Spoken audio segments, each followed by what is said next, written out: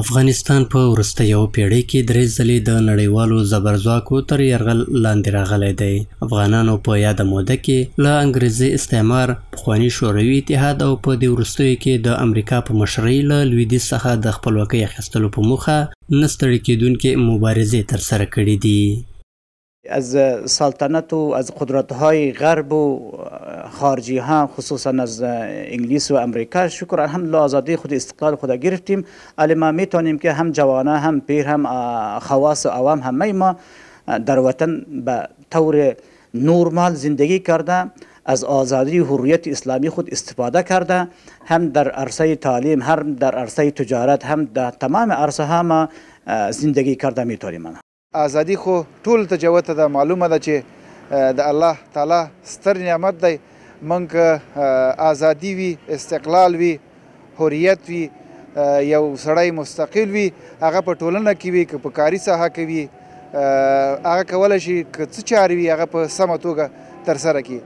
په بلخ ولایت کې شنونکو د تاریخ په بیلابیلو پړاوونو کې د پردیو له لوري د افغانستان اشغال یو ښکاره تیری وباله او زیاته کړه چې افغانانو په پوره یووالي سره ټولو یرغلګرو ته غاښ ماتونکي ځوابونه ورکړي دي. آزادی سیاسی زمینه ساز تمام آزادی های دیگه است. آزادی از حتی آزادی بیان، آزادی مثلا مطبوعات، آزادی اجتماعی، آزادی فرهنگی، آزادی اندیشه، تمام زیر مجموعه های آزادی سیاسی است که با فراهم شدن آزادی سیاسی میتونیم که تمامی آزادی های که نام گرفته شد هم استفاده کنیم و این آزادی ها در واقع یک انسان متمدن زندگیش میتونه منسجم بسازه و امور رقم برخوردار از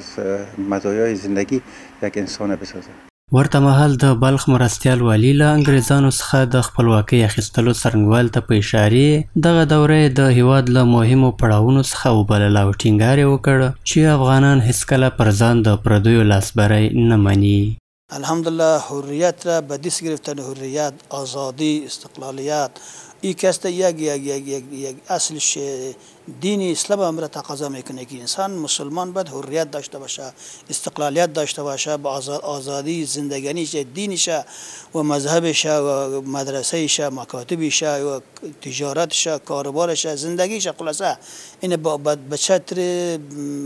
به چتر بیرق کلمه توحید زندگانی بکنه، آزادانه زندگانی بکنه.